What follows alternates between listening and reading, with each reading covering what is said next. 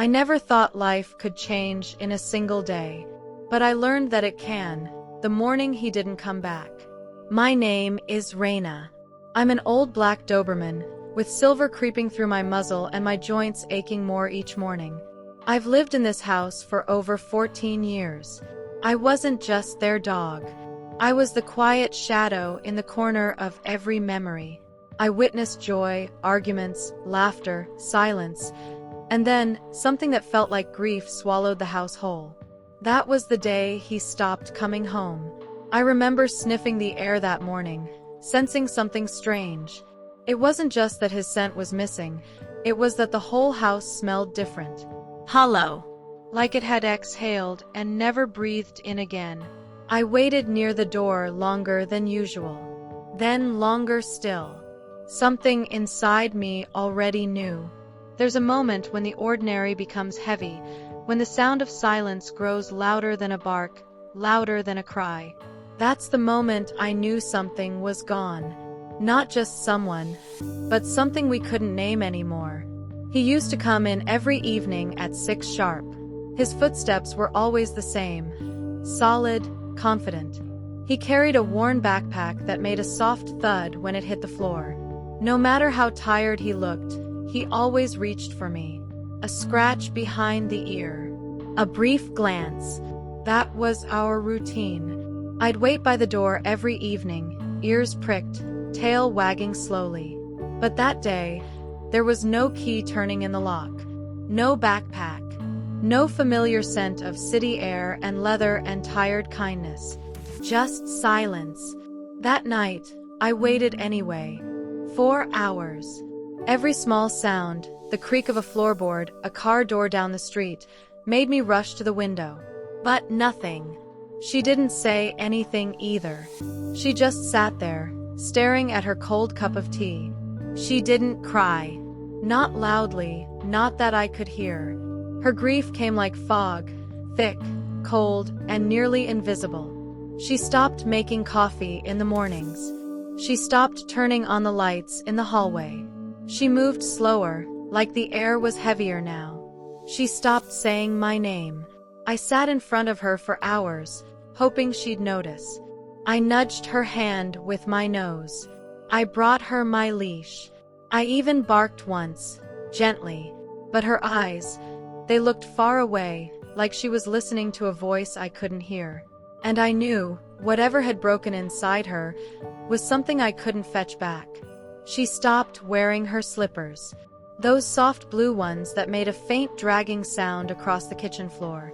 She would sit on the edge of the bed, staring at the wall, unmoving. Sometimes, I barked at the empty hallway, hoping to startle her into living again. She didn't answer the door when people knocked.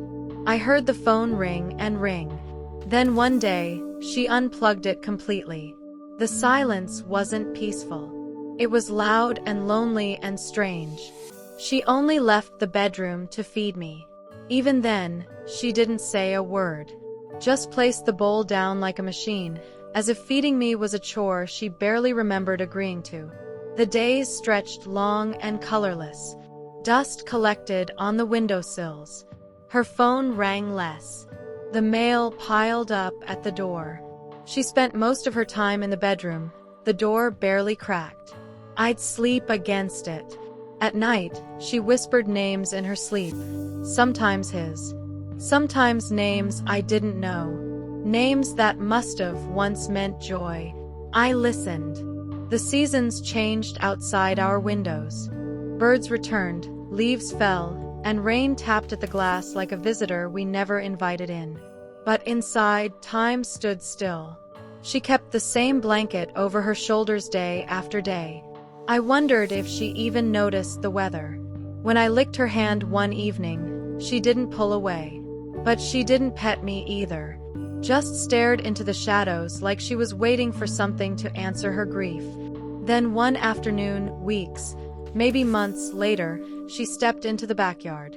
I almost didn't recognize her standing in sunlight again.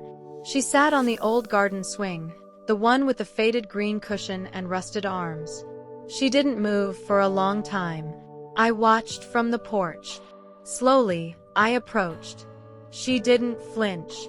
She didn't pull away. Her hand, still trembling, rested on my head.